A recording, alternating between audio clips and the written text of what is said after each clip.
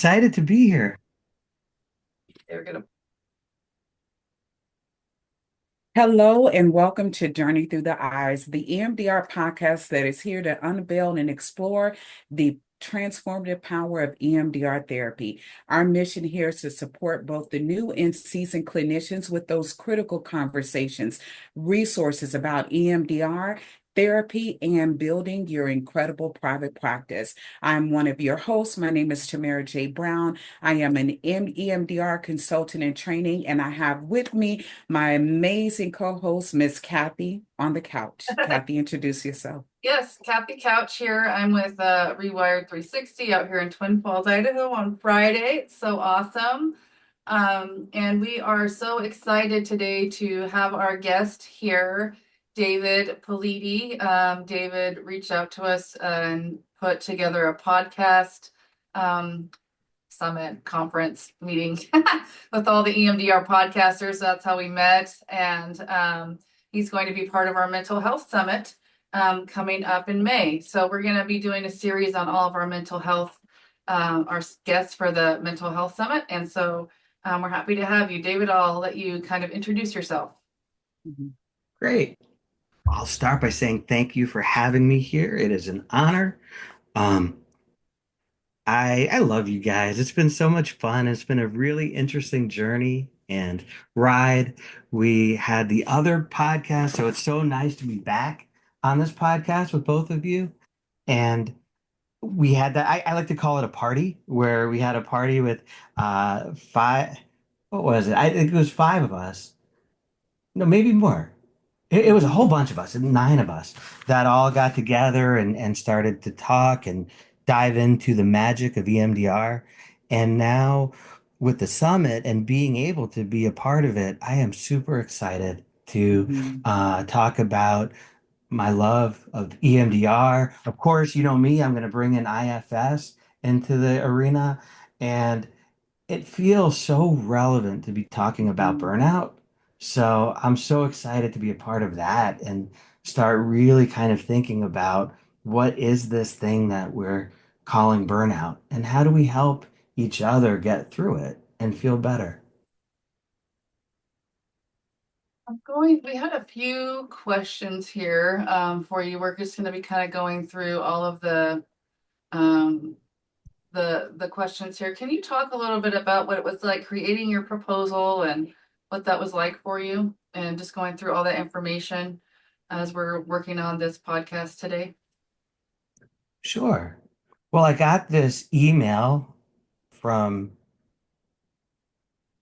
from you, Rewire 360, and I said, "Oh my gosh, what is coming in now? I love these emails."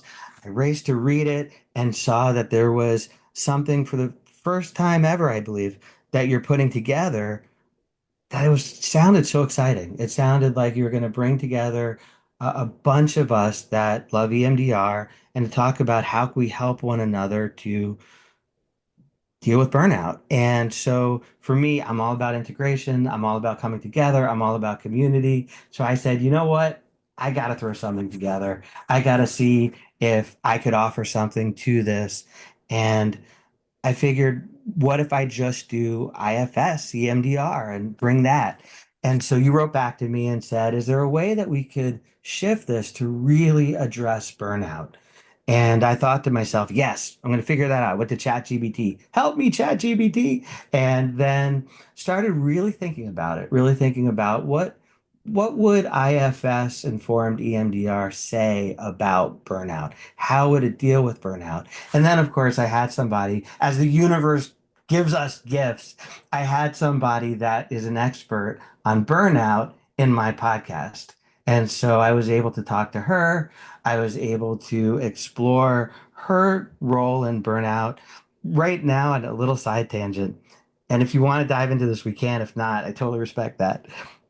In my podcast, this is the second season, and I want to do something fun and a lot of things for me are fun. One thing that I love is watching TV and watching Netflix and watching movies. So I thought, what if I ask people, and I ask my clients this all the time, what are your favorite shows? What are you watching right now? What movies mean something to you? And then if we deconstructed it with IFS and EMDR. So Mhm. when this wonderful woman named Jen came on my podcast, she's talking all about burnout. And we had talked before the podcast, and I had asked her the question. She said, right now I'm watching Severance, which I was sort of familiar with. And I do love the show. So I thought that would be really cool. And if you are you both familiar with Severance? Oh, okay. No. Very, very quickly. It's about a company that has been created that has found a way to separate out the part of you that's working from the rest of you. So that people go into it knowing this and sign up for it, then they have some kind of scientific thing happen to them where they then have what's called an innie who is at work at the end of the day, goes into the elevator, doesn't remember anything. All of a sudden it's morning and they're back at work and they're always at work. And then you have an Audi who does the same thing in reverse, where they go to work, go to the elevator, and then they don't remember anything. And at the end of the day, now they're done and they live their life. So there's only a work persona of you and then a out of work persona. And there's different reasons why people join this. It really centers around the innies and their experience and how ultimately, I believe in season one, they're trying to escape. They realize, I don't want to be here. This is a trap. And they're trying to find their backstories of what brought them there. But it's such a great analogy of parts Wow, and that's how so when you're cool. having, yeah, and when you have a part that's just working, what's going to happen? They're going to burn out. So, been discussing it, we kind of brought it into this discussion of how this TV show was a really great example of some of the things that we're looking towards when we're talking and discussing burnout. And so these parts, that became their life. That's all they cared about. That's their own reality. That's all they knew. And when we get sucked into our work, maybe to that degree, but when we get sucked in where it starts overtaking and encroaching on everything else, that's the road to burnout. Mhm. David, I think you're sharing something that is such a needed conversation. I know that, the talk about burnout and um, we're having more traction, right, with EMDR and IFS. And it's a beautiful thing to see these therapy approaches that were once kind of looking at as they were kind of woo-woo, right? But now people are learning more about them and everything. But with all that being said, I think you're leaning into something that Kathy and I have been talking about all year, which is how the healer and the helper needs support and help and needs to take care of themselves because it's no secret, right? We know that all of us in the helping profession, whether we're therapists, nurses, teachers, wherever we are, and we are supporting others, especially in the healing arts, right? That we are giving so much of ourselves to the people we are serving. And it's like, there's no way to not come into contact with other people's pain and the work that we do. And I think that is what that is the conversation that we have to lean more into, David, if we will, because I think some of us, we're doing the best we can. You know what I mean? We're doing the best we can to navigate, be with folks and everything. But just the reality that for us as healers and this idea of burnout and all the things, I think this is a beautiful conversation because we get to support the helping professionals and recognizing their own humanity and saying that you are coming into contact with the weight and the complexity of your client's pain every day that you're Yes. working, And can right? I take that to another level here? Mm-hmm. Mm-hmm. I love what you're saying. I always do. And you're right. You're absolutely right. And I feel like this other thought that I've been playing with is that I feel like burnout is almost on a spectrum. And Mm-hmm. we all have some level of that burnout. And it might get bigger some days, smaller some days, but we all do have it because of the very factors that you're talking about. I also feel, and this is true particularly in our field, there's shame around burnout. There's judgment, there's feelings of, oh no, I can't do that because if I was a good counselor and I'm telling every or therapist, I'm telling everybody all these wonderful self-care skills, how could I not be doing it myself? And so then you're carrying the shame, you're maybe hiding it, the feelings that you do have when you do feel burned out, which only leads to more burnout. I think what we're doing, and I give you both credit for kind of putting this together and organizing this, is we're giving people permission to really have compassion for themselves, to say this is normal, this is natural, and how could we accept it, love it, and work through it together? And the person that I spoke to, there's so many things to share. The person that I spoke to said something to that extent of, what if we're able to look at our feelings of being burned out, and what if it's really our way of communicating or trying to communicate to ourselves that the environment that we're in is beating us down, or that things in the environment are leading to this burnout. So I really see the burnout as a message in addition to a call that we need to figure out how could we relieve some of these feelings that is bringing up inside of us. Mhm. David, when you said that, you know what came to my soul? It was Viktor Frankl's quote. And oh my gosh, is my heart so full right now for us as a healing collective, as the healers who are a human family and a collective. And Viktor Frankl said this: what is to give light must endure the burning. Wow. Okay. Wow.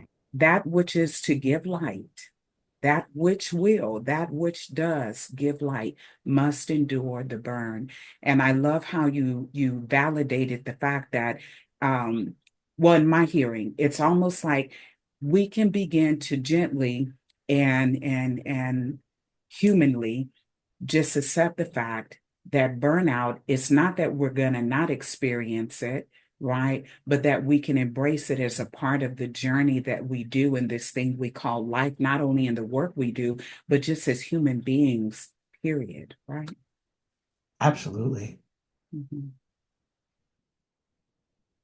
I'm gonna go energy here for a minute and just think about, we're always giving this energy, energy, energy, and having a real clear connection with what fills us up, as therapists. I think that's kind of the mission here is to go energetically. So even if we're not doing anything, self-care, what is it? Self-care doesn't have to be anything huge. Like I went on a retreat in Guyana for 5 weeks. It can be drinking out of my favorite cup, using my favorite chapstick,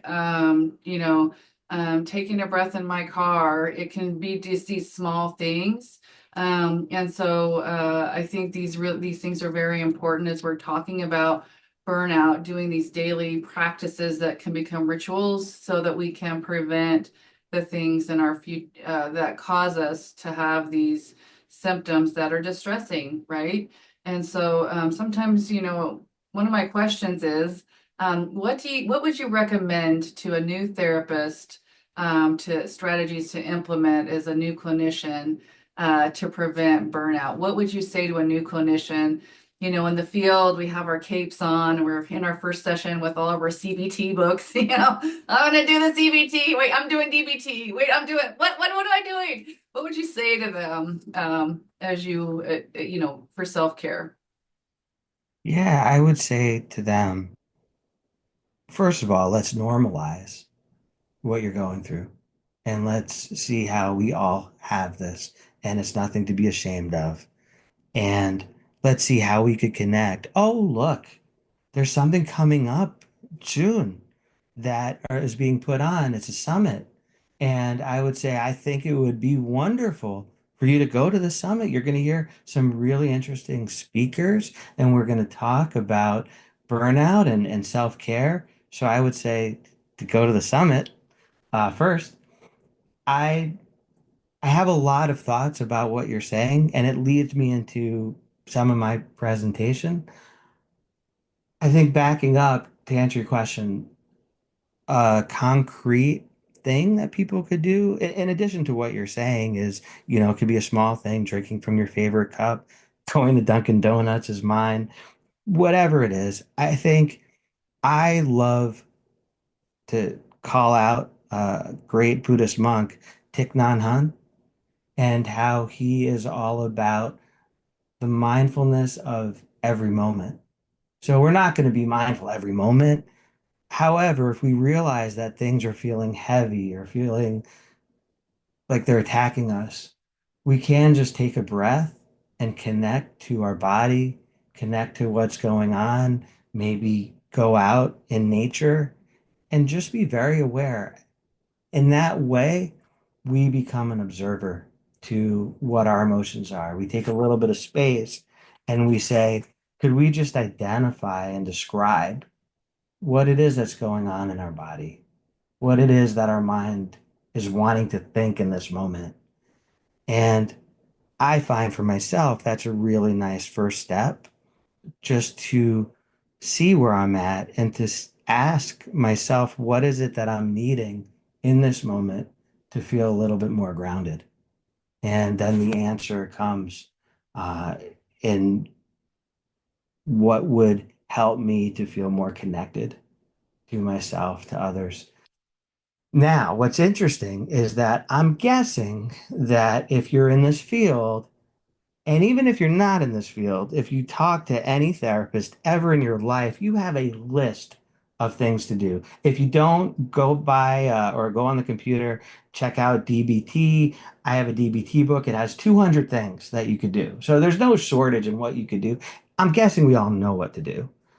What I'm going to be talking about is IFS, EMDR, and self-help and burnout. And so my question really goes more to what parts are holding you back from doing the self-care when you're feeling this way? What are they trying to say? What are the parts that are really stressed out? What are they needing to share with you? And if they do have concerns because they want to say something or need to communicate something, they're not going to want to be silenced through self-care. They're going to want to get out. So I totally believe in self-care, and I think it's amazingly important. And I think to do it more effectively, we also have to be aware of all of our parts so that all of our parts are signed up to do the self-care strategy. We can't hear you. You said some really amazing things there. So, on one hand, what I heard from you was the invitation for us as therapists, whether we're new or seasoned, to really, and this is, man, to not only go to school, right? And we're on that grad school journey, and then we get introduced to all of these different, what I like to call healing pathways. We can travel with our clients through DBT, CBT. There's so many approaches that we can use in serving our clients. But what you invited us into is don't just learn the model for your clients, use the skill for yourself as well. And isn't that a fabulous call? Right? Isn't that a powerful work that we're no longer just going to school to get tools, but they also become skills for us to use in serving ourselves as much as we possibly can. And then I want to ask you because Could I there's say so. something to what you're Mhm, saying? mhm, And I'm mhm. sorry, slow it down. Um, so when I got into IFS and I really started understanding the model and loving it, I really found that there were some incredible people in the community, and they made IFS a way of life. They said, I will check in with my parts every day. I'll talk to them. I'll have a relationship with them. When they're stressed out, I'll show them I'm there for them and I love them. And it's been a more recent thing. And it's with both of your help as well and some amazing people in the EMDR community. I think we could do the same thing with EMDR. I think it's more than just a tool, more than just a strategy. It almost becomes a way of seeing the world, and it can become a way of life as well.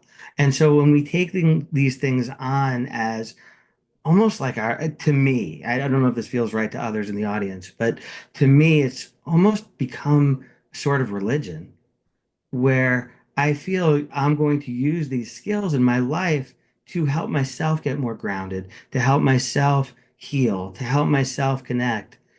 That's where the power is. And then when you're sitting with somebody doing EMDR, as notice that community says a lot, which I completely respect and agree with, is then it really becomes this journey where you're on it together. And it's about the connection, it's about the space in between the two people and the inter and intra subjective space that My is goodness. created. And so Mm. we actually just to, I'm just sharing with this as friends, as you both my friends and the audience is my friends.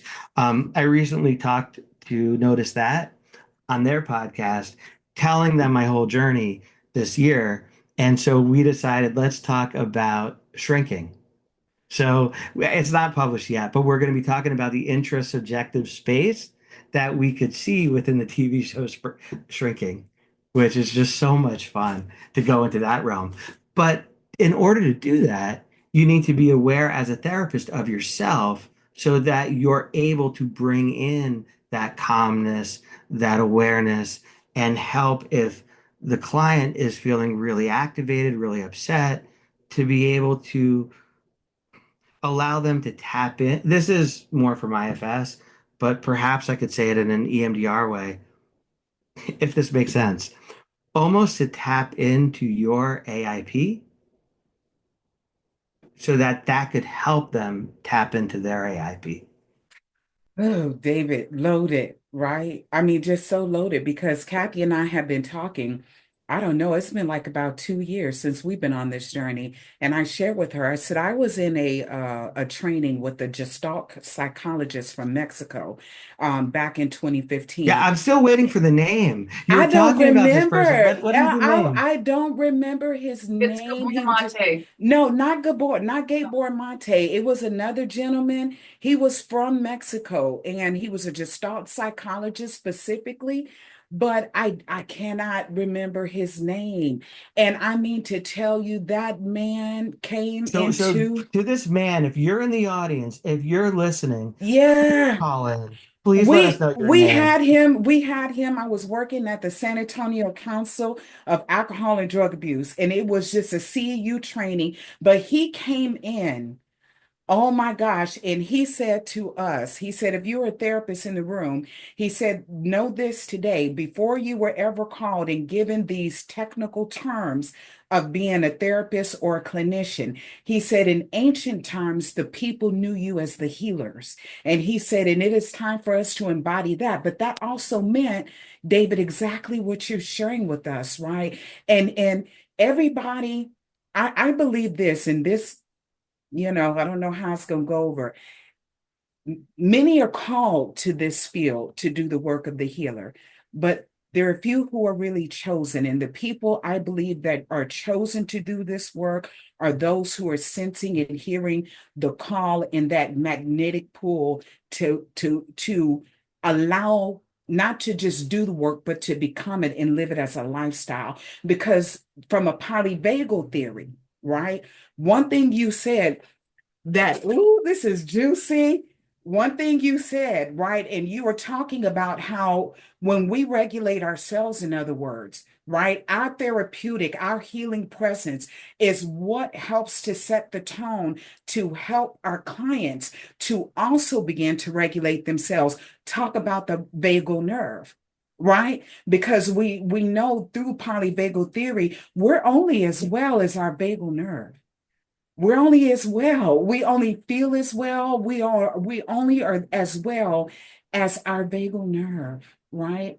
And so if we can adapt, not just do the work of therapy, but live the life of the healer so that we can bring more healing into the lives of our clients in the world around and hold some of that light, hold some of that wellness also for ourselves, right? Yeah. Okay, I'm gonna go in all of this. So we have this so we have intrapsychic and interpsychic.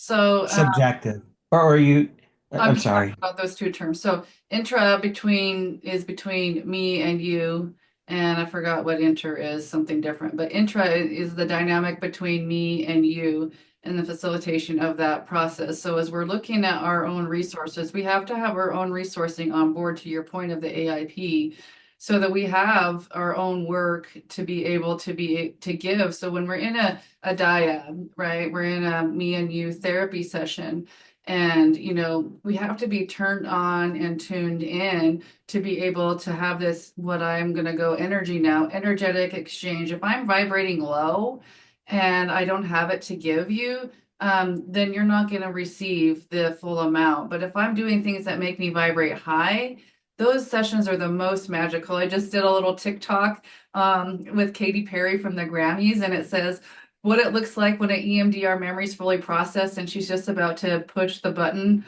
on the computer and she pushes it and it goes, wow. It's like, oh my God, that's how it feels when a patient transcends in therapy, and that memory that you were so scared of is processed, or you learn a new EMDR skill. And it's like we have to have both of those on board. And I think to my point, another point is we have systems. I worked in a hospital system and they were like, you need to see 32 patients a week. We're on the 45-minute schedule. Boom, boom, boom, boom, boom.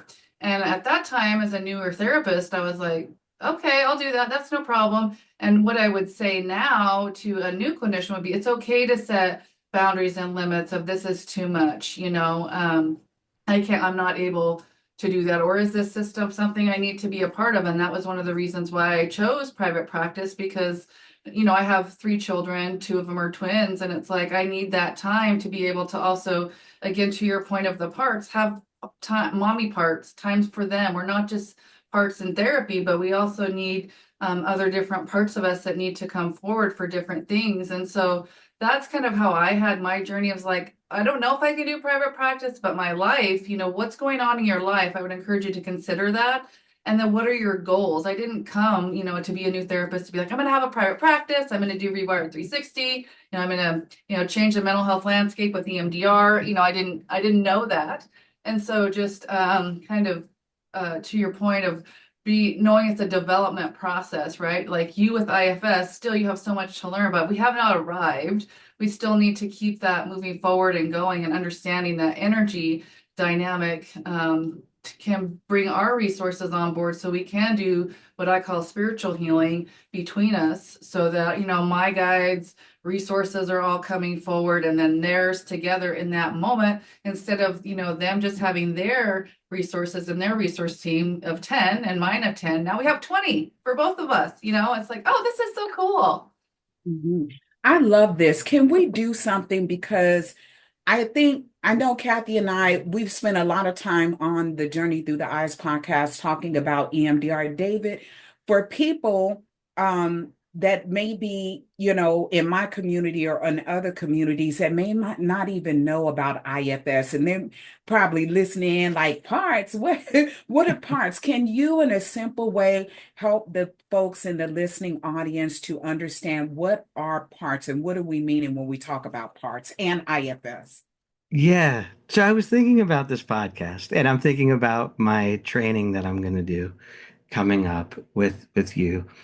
And I'm wondering if how does this hit both of you? Um, Within the class in IFS, there's a lot of demonstration and there's a lot of practice. And when I've heard other people talk on podcasts or elsewhere about IFS, they sometimes just dive into, let me show you, as opposed to just explain it.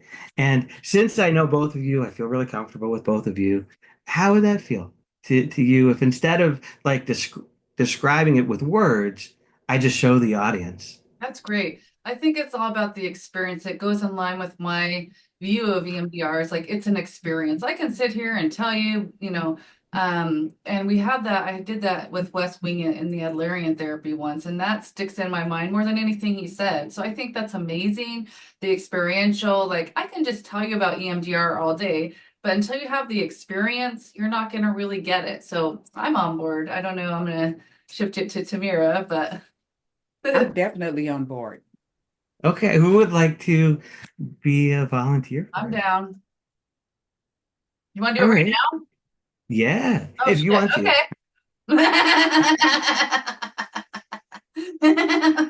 Does that feel okay? Yeah, I'm great. Great. Okay, so I was thinking, and it doesn't have to be this, that it could be interesting if, per this discussion, you think about what comes up inside of you, specifically around self-care and around burnout, and just to look inside and see if there's any parts of you that are coming up that want to be spoken for. We could welcome all of them. IFS is great with taking time, saying we have as much time as we need. It's really not about thinking and creating and formulating in our thinking part of us. It's more about creating the space and really noticing, similar to EMDR, really noticing what do you feel in your body? What comes up as you think about Kathy's self-care? Yeah.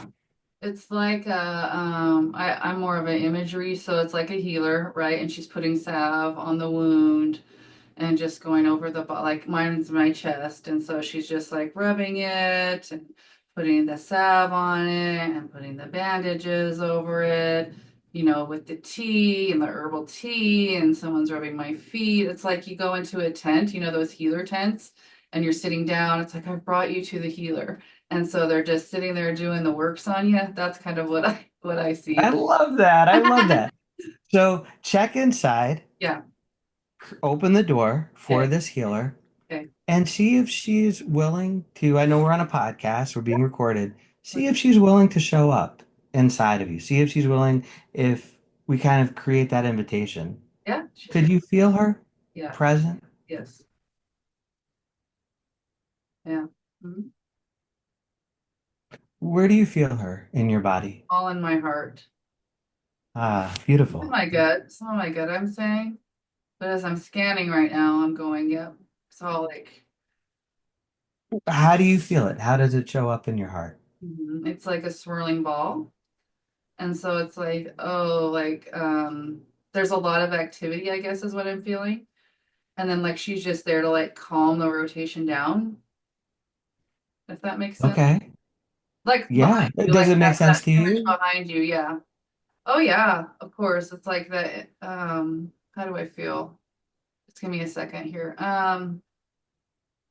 Take all the time you need. It's like a serenity, I guess, if that makes sense. Like she's there, but like she's just telling me like there's nothing you have to do. It's all okay. You matter, right? Yeah. How do you feel towards her? Oh, it's just like I mean, you use your word for your business, but like empowered compassion, like safe, I feel respected, I feel heard, I feel seen, I feel just kind of like you just take a big breath, like I'm just seeing like right after a car accident or something major, you just take that big breath and you're like, you get a hug from a friend. It's like, oh, I can just rest here. I don't have to do anything. They're just gonna rub my feet, give me a So blanket. it appears like she has a lot of self-energy qualities Yeah, you and can she's tell very me powerful. what that is, a self energy. Tell me about that. Self-energy is not a part per se, Okay. but self-energy is what all of us have inside of us when our parts are able to relax back. Okay. So when our parts relax back and we're really just centered in our heart, Yeah. that is an element, an energy which the founder of IFS describes as having 8 C qualities. So it's 8 C words of courage, curiosity, compassion, creativity, connection, confidence, calmness, and clarity. And so as you're describing this energy right now, there feels to be a lot of that calmness, a lot of that compassion, More of and the connection. I think when that resonated with me was like, I'm seeing she's taking care of me. that connection part is more for me because I can Oh, okay. regulate my nervous system, but I need other people. I love that.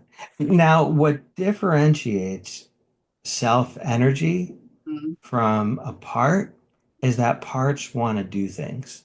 They have an energy where they want to help, they want to heal, they want to change. They're mad, they're angry. They sometimes they do crazy things that are, not that pleasant. Whereas the self just is, could just sit and just be. Yeah. And maybe if you ask this, the healer, Yeah. is there something that she wants or needs from us, from you? And is there anything she wants to say? Um, it's okay to rest. You can take a nap. There's also like a little guard around, like I'm gonna keep all the people away so you can do this work, if that makes sense. Yeah. So it's like somebody that's around like a lion circling the tent, like I'm just gonna say it. Bitches better not get in, What if we turn to that lion Mhm. and see how that shows up for you? Yeah. That would be in IFS terms a protector. So Mhm. there's, in addition to self energy, there's different types of parts. So a part of us could be more of a defense, a protector, something that wants to keep us safe. Mhm. And then we also have these inner children or these exiles inside of us that they're guarding. So see what that lion is. See if that lion would communicate with you, if there's anything that lion wants to say. It sounds like that lion, she's doing a pretty important job. Yeah. It's a male. It's just like looking out on the meadow, like in Lion King, where you're looking out on the meadow scanning for the threats. And it's just like, I'm putting you all on red. Like, I see you all. I just got a shirt that says EMDR therapist. I see more and know more than you think.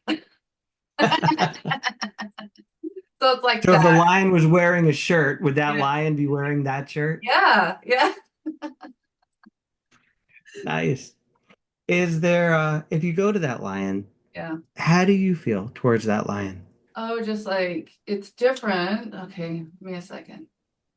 Uh, It's not like the same sacredness as the healer. It's like we have a relationship, but it's not like a knowing, I guess, per se, because we're two different people.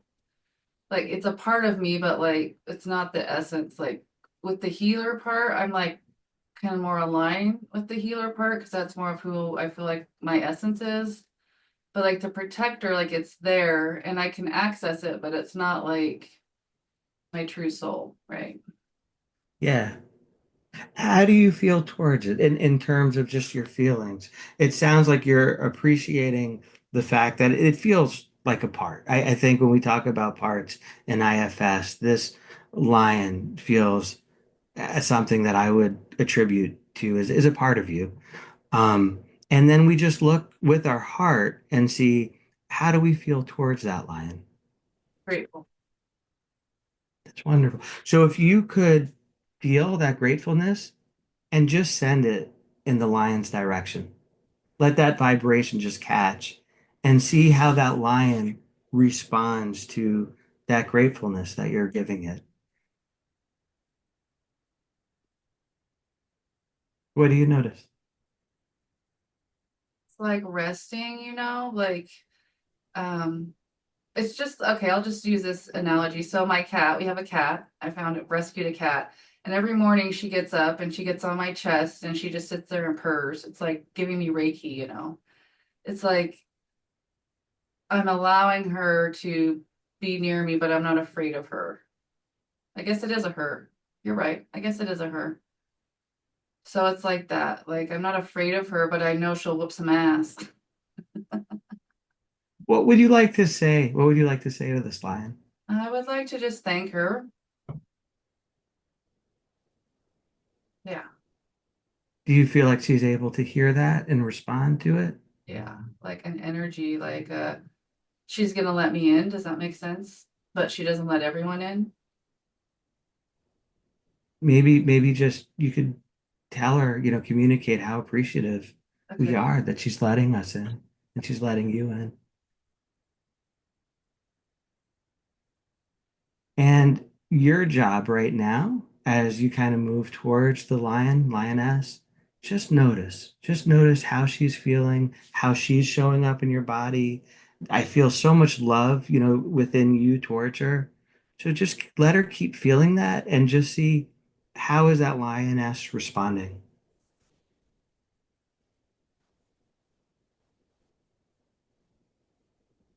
Like rolling over and let me rub her stomach. Like the most vulnerable, like it's all good. And Now Mhm. I'm gonna try something for the audience, but Yeah, let's see if how the lioness feels with this. okay. If you could ask the lioness, Mhm. would it be okay if I talk to her directly? Or would she rather me talk to you and you communicate it to the lion? Yeah, we're people. We're open to all forms of healing. So yeah, go ahead. Cool. Okay, so this is called direct access. So Okay. I'm talking to the lion. And lion, how would you like me to address you? As a lion, lioness, or is there another name that you would like me to use? Yeah, that's fine. Lion? Yeah, All right, Lion, thank you so much for being here. And it's such a pleasure to talk with you. I'm curious, what is your job? What is your job inside of Kathy? yeah. It's to keep all the negativity out and the people that aren't here for her highest and greatest good so they don't get to her center core. So it's like the picture behind you, like she's the flames on the outside, but like they don't get access to that circle, that heart, right? So like to keep all the people away. And she has a big tribe, right? So, Yeah, yeah. It sounds like a very important job that you do, and it sounds like you're really good at that job. okay. Let me ask you this. Yeah. What would happen if somebody did get in? Some energy or something came in that was not great. What do you fear would happen? Hmm.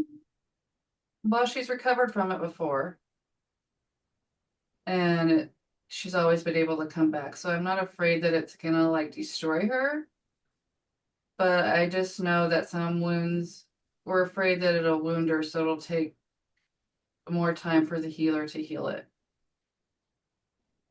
Hmm. Like the other part will have more work depending on the type of energy, right? Yeah, so it sounds like things have happened in the past Yeah, that have gotten through you that have been very hurtful to Kathy, yeah. and your job is to make sure that that doesn't happen again. Or am I hearing that correct? I don't want to just Yes, tell you what but your also job is. like Is it's a more that? of a discernment too. Like it's not every negative experience in the past that we make sure doesn't happen again. It can, some of them are like, okay, I can handle this too. So it's like another part, like a wisdom part too, that's like, it's okay if you learn this lesson again because you have the tools now. So it's not every threat, I guess, but it's just the ones that I feel like I need help with. Does it feel okay? Would you be able to share, like, what are those ones that you feel you need to be there for to not allow to get through? Oh, wow. Whew. Um, We're getting deep. So we could check in too and see, does it feel okay? Are there any other parts that are kind of coming in and saying, wait a minute, this is a podcast. Let's, check in with your system and see if this is okay to continue. What we're doing right now is getting deep, also just getting to understand really this part, this lion part, and really kind of have an appreciation, a deep appreciation for what is the job? What is it that they're really tasked to do? And to really just understand that role. that protect you from the takers, from the people who want your energy but don't give and receive it back, right?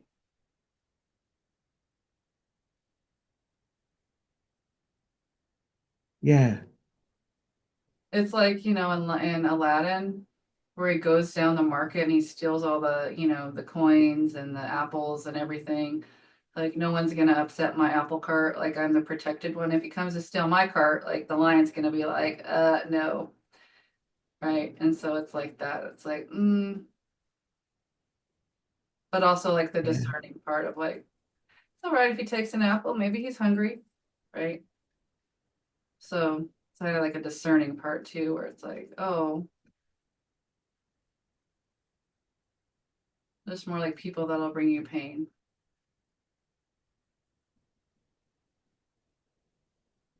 How would people bring you pain? Like I understand taking an apple, but it doesn't sound like it's necessarily taking an apple. Yeah. What what is this lion most afraid of? Like what is when it says it doesn't want somebody and ask it. Don't think of it, but just ask the lion and see how the lion responds. And if the lion doesn't want to respond, that's okay. But I'm curious if the lion wants to go there, what is it that this lion really does not want to allow in your system that's going to cause you pain? Um, I guess it's like trickery, if that makes sense, of like things that show up that don't appear how they are. Like anything that's gonna affect my vulnerability. That's not going to appreciate it, I guess. And so it's like if you're not gonna see me and feel like I matter to you, then it's like you're not coming through the gates. Mm. So we could stop here, Yeah. but if we were working together and doing IFS, this is where in this moment I feel an exile just popped her head up. Okay. Where a little exile who feels vulnerable, a little Kathy, a child, and we could just, I could ask you more questions, and we could figure out what age it is and how old it is. But there's this little girl Yeah. that's saying, "I feel vulnerable." And I feel like, I could believe and be taken away by somebody else and what they think, or if they're being tricksters, or if they're trying to manipulate me. And it feels, and I'm guessing, right? I could ask you more questions and this kind of work could go on and on in a beautiful way. I feel that it seems to me that this lion is really protecting this little girl. Wow. Yeah. And IFS would really appreciate that lion. It would encourage you to see if the lion wants you to spend some time with it throughout the week, to get to know it better, to just allow the lioness, the lion, to know she is not alone. She has you there. And then when the lion feels safe, to allow us to actually see the little girl and to see the girl as to why does she feel vulnerable, or what is that hurt, what is that memory? And when you combine IFS with EMDR, Yeah. if this girl is holding on to some trauma, we can now do EMDR with even the standard protocol with this little girl Mm-hmm. and help her relieve whatever it is that she's holding. This is so powerful. So to answer your question, um, that's IFS. That's what parts are. Parts are a normal part of all of us. And when you really get to know them, they're very individual and they're really beautiful and Yeah. they're really cool. And they each have a reason why they're there. And so if we're getting burned out, to look and to see how are our parts feeling with that burned out, and we kind of went a little bit off on this protector, but again, if we had more time, we could kind of turn it back to, how do we relate this to you feeling burned out, and what parts are coming up to protect you perhaps from feeling burned out, or what parts are causing the burnout, Yeah. and to start to really understand them, sit with them. And most of the work, there's definitely EMDR there and healing, and I love that part. And there's also, I think, an element of the work where, with the healing, as the healing comes, you're helping all of these parts relate to one another in kinder ways. So the reason why it's called internal family systems is not because it has something to do with our families, but it's creating a family with all of these parts that are inside of us and really helping all of them see all the other parts and working together. Well, I just want to thank you for your magic sprinkling there. My my I, pleasure. I have a very courageous part that's like, I'm down. Beautiful. You have some awesome parts inside of you. You Mhm. know, to get to know the healer part seems quite a powerful energy.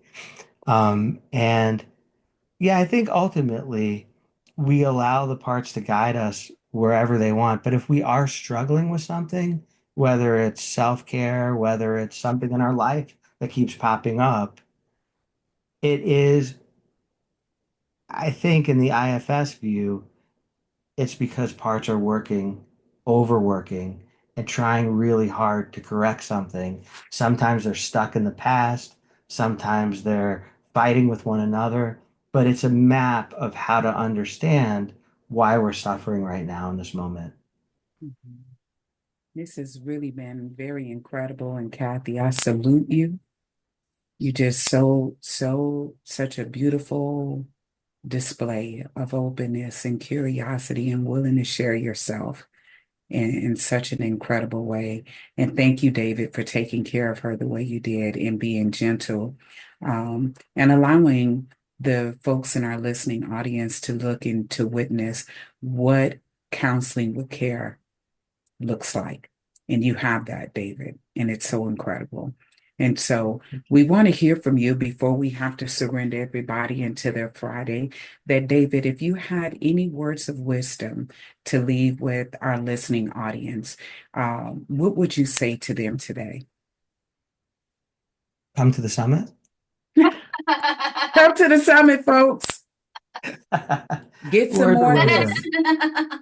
Mhm. Uh, I would say, you know, be gentle with yourself. Um, you know, I try really hard not to be judgmental, to be accepting, to be compassionate. And those are ways that we could treat one another, treat people, also treat inside the people that are inside of us or the parts that are inside of us. And it's really my wisdom is to continue your message that you both have said is that to give people the message, you're not alone.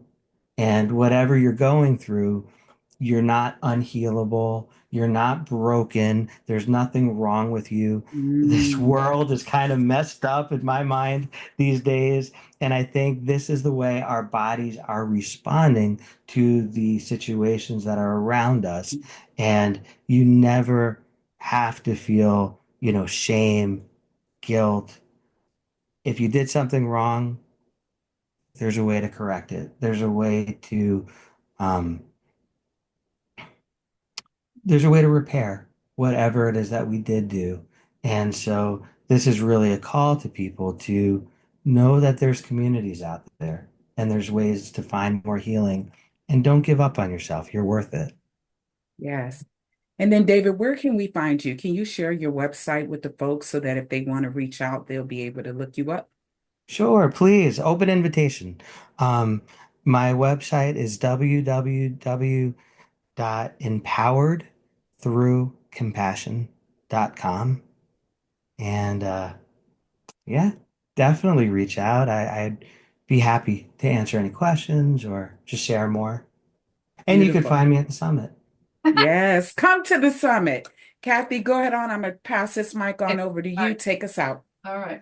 We appreciate all that was said, heard, and expressed here in this divine time on our podcast today. We thank all the people that have shown up to hear it. We bless you all. We thank you, David, to be our honored guest, Tamera to be my co-facilitator or friend. And just go into your Friday with a lot of gratitude. Take care of your parts with kindness and compassion. If you enjoy this, give us a like and share. And we will see you at the summit, which you can find in the link at the end. All right. Take care, everyone.